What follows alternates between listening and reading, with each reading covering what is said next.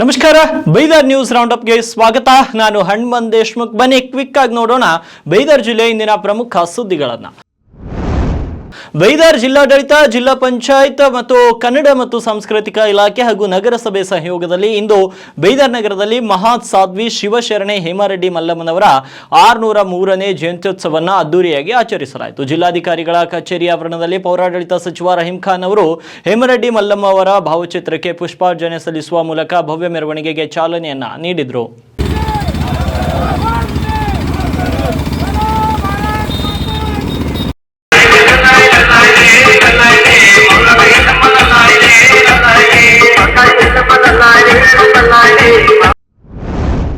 May 11ರಂದು Mauritius ದೇಶದಲ್ಲಿ ವಿಶ್ವಗುರು ಬಸವಣ್ಣನವರ ಜಯಂತಿ ಉತ್ಸವ ಆಚರಣೆ ಮಾಡಲಾಗುತ್ತಿದ್ದು, ಈಗಾಗಲೇ ಭಾರತದಿಂದ ಬಸವ ಜಯಂತಿ ಉತ್ಸವದಲ್ಲಿ ಪಾಲ್ಗೊಳ್ಳಲು ಬಸವ ಭಕ್ತರು ತೆರಳಿದ್ದಾರೆ. ಕಾರ್ಯಕ್ರಮದ ವಿಚಾರವಾಗಿ ಮಾರಿಷಸ್ ದೇಶದಿಂದ ವಿಡಿಯೋ ಸಂದೇಶ ಕಳಿಸಿರುವಂತಹ ಚನ್ನಬಸವೇಶ್ವರ ಜ್ಞಾನಪೀಠ ಬಸವ ಗಂಗೋತ್ರಿ ಬೆಂಗಳೂರಿನ ಪೀಠಾಧ್ಯಕ್ಷರಾದ ಜಗದ್ಗುರು ಡಾಕ್ಟರ್ ಚನ್ನಬಸವಾನಂದ ಸ್ವಾಮೀಜಿ ಅವರು ಜೈನರು, ಸಿಖ್ಖರು, ಮುಸ್ಲಿಮರು, ಬೌದ್ಧರು, ಕ್ರೈಸ್ತರು ಇಡೀ ವಿಶ್ವದ ತುಂಬ ತಮ್ಮ ಧರ್ಮದ ಪ್ರಚಾರ ಮಾಡಿದಂತೆ ಇಂದು ಬಸವ ತತ್ವದ ಪ್ರಚಾರ ವಿಶ್ವದ ತುಂಬ ಮಾಡುವಂತಹ ಅವಶ್ಯಕತೆ ಇದೆ ಅಂತ ಮ್ಯಾರಿಷಸ್ನಿಂದ ವಿಡಿಯೋ ಹೇಳಿಕೆ ಮೂಲಕ ತಿಳಿಸಿದ್ದಾರೆ.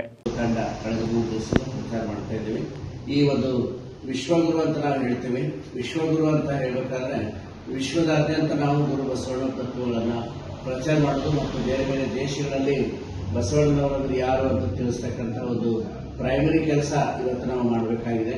ಯಾಕಂದ್ರೆ ಜೈನ ಧರ್ಮ, ಬೌದ್ಧ ಧರ್ಮ, ಸಿಖ್ ಧರ್ಮ, ಕ್ರಿಶ್ಚಿಯನ್ ಮತ್ತು ಮುಸ್ಲಿಂ ಧರ್ಮಗಳು ಜಾಗತಿಕ ಮಟ್ಟದಲ್ಲಿ ಪ್ರತಿಯೊಂದು ದೇಶದಲ್ಲೂ ಕೂಡ ಅವರ ಮಸೀದಿಗಳು, ಅವರ ಧರ್ಮ ಕೇಂದ್ರಗಳು, ಚರ್ಚ್ಗಳು, ಗುರುದ್ವಾರಗಳಿದೆ. ಆದರೆ ಗುರು ಬಸವಣ್ಣ ಸ್ಥಾಪನೆ ಮಾಡಿರ್ತಕ್ಕಂಥ ಅನುಭವ ಮಂಟಪ ಅಥವಾ ಗುರು ಬಸವ ಮಂಟಪಗಳನ್ನ ನಾವೆಲ್ಲೂ ಕೂಡ ನೋಡಲಿಕ್ಕೆ ಸಿಗಲ್ಲ ಬೇರೆ ದೇಶಗಳಲ್ಲಿ. ಹಾಗಾಗಿ ನಾವು ಈ ಮಾರಿಷಸ್ನಲ್ಲಿ ಬಸವ ಜಯಂತಿ ಆಚರಣೆ ಮಾಡುವ ಮೂಲಕ ಇಲ್ಲಿ ಒಂದು ಬಸವ ಧರ್ಮದ ಕೇಂದ್ರ ಮಾಡಬೇಕನ್ನುವಂಥ ಸಂಕಲ್ಪದೊಂದಿಗೆ ನಾವು ಬಂದಿದ್ದೇವೆ.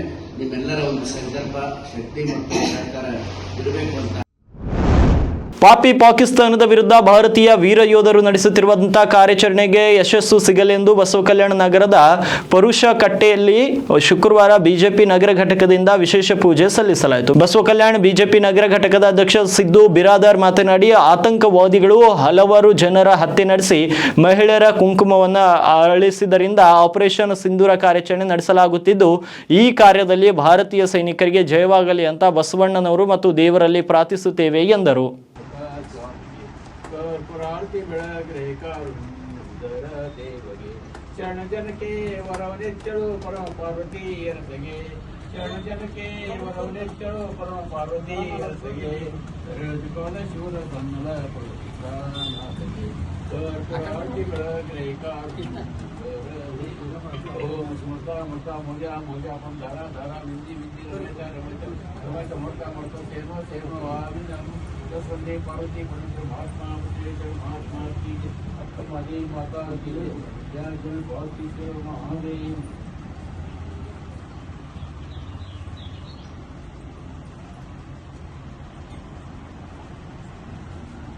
भारत माता की जय.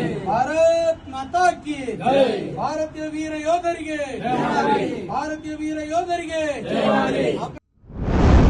ಭಾರತ ಪಾಕಿಸ್ತಾನ ಮಧ್ಯೆ ಯುದ್ಧದ ಕಾರ್ಮೋಡದ ಹಿನ್ನೆಲೆ ರಜೆ ಮುಗಿಸದೆ 12 ದಿನ ರಜೆ ಬಾಕಿ ಇರುವಾಗಲೇ ಹುಲಸೂರು ತಾಲೂಕಿನ ಬೇಲೂರು ಗ್ರಾಮದ ಬಿಎಸ್ಎಫ್ ಯೋಧ ಅನಿಲ್ ಪಾಟೀಲ್ ಸೇವೆಗೆ ಹಿಂದಿರುಗಿದ್ದಾರೆ. 14 ವರ್ಷಗಳಿಂದ ಸೇನೆಯಲ್ಲಿ ಸೇವೆ ಸಲ್ಲಿಸುತ್ತಿದ್ದು, ಯುದ್ಧದ ಕಾರ್ಮೋಡದ ಹಿನ್ನೆಲೆ ರಜೆ ರದ್ದುಗೊಳಿಸಿ ಇಂದು ಸೇವೆಗೆ ಹಿಂತಿರುಗಿದ್ದಾರೆ.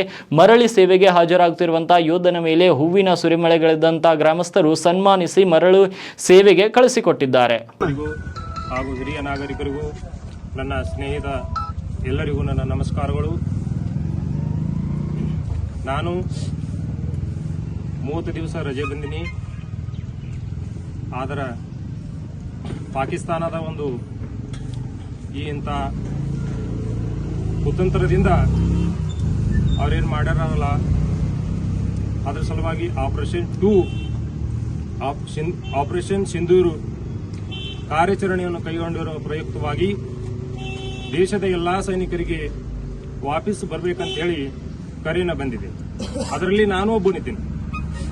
ಅದರ ಸಲುವಾಗಿ ನಾನು ನನ್ನ ಪ್ರಾಮಾಣಿಕತನದಿಂದ ನನ್ನ ಕೆಲಸವನ್ನು ಮಾಡ್ತೀನಿ ಅಂತೇಳಿ ಭಾರತ ಪಾಕ್ ನಡುವೆ ಯುದ್ಧದ ಹಿನ್ನೆಲೆ ಬೀದರ್ನ ಮಸೀದಿಗಳಲ್ಲಿ ನಿನ್ನೆ ಸಾಮೂಹಿಕ ಪ್ರಾರ್ಥನೆ ಸಲ್ಲಿಸಲಾಯಿತು. ಬೀದರ್ನ ಚಿದ್ರಿ ಹಾಗೂ ಚೌಬಾರದಲ್ಲಿರುವಂತಹ ಮಸೀದಿಗಳಲ್ಲಿ ನಮಾಜಿನ ಬಳಿಕ ಗುರುಗಳಿಂದ ದೇಶದಲ್ಲಿ ಶಾಂತಿ ನೆಲೆಸುವಂತೆ ಹಾಗೂ ದೇಶದ ರಕ್ಷಣೆಯಲ್ಲಿ ನಿರತವಾಗಿರುವ ಸೈನಿಕರಿಗೆ ಜಯವಾಗಲಿ ಮತ್ತು ಪಾಕಿಸ್ತಾನಕ್ಕೆ ತಕ್ಕ ಪಾಠ ಕಲಿಸುವ ಕೆಲಸವನ್ನ ಭಾರತೀಯ ಸೈನಿಕರು ಮಾಡಲಿ ಅಂತ ದೇಶಕ್ಕಾಗಿ ಮತ್ತು ದೇಶದ ಜನರ ಒಳಿತಿಗಾಗಿ ಮಸೀದಿಯಲ್ಲಿ ಪ್ರಾರ್ಥನೆಯನ್ನ ನಡೆಸಲಾಯಿತು. اللهم انصرنا على القوم الحاسدين واعف عنا واغفر لنا وارحمنا أنت مولانا فانصرنا على القوم الكافرين يا أرحم الراحمين يا أكرم الأكرمين يا رب का दरगुजर का अल्लाह मामला फरमा अल्लाह जो हमारा मुल्क और बड़े मुस्लिम मुल्क के दरमियान में अल्लाह जो जंग का सिलसिला जारी वो सारी है अल्लाह इस जंग के सिलसिले को इस लड़ाई झगड़ों को अल्लाह खत्म फरमा दे. अल्लाह लड़ाई झगड़े में जंगों में अल्लाह मासूम लोगों की जानें चली जाती हैं, अल्लाह मासूम लोग शहीद हो जाते हैं. अल्लाह तमाम की जानों की माल की ईमान की अल्लाह हिफाजत फरमा. अल्लाह हमारे मुल्क की हिफाजत फरमा. अल्लाह हमारे मुल्क के बाशिंदों की हिफाजत फरमा.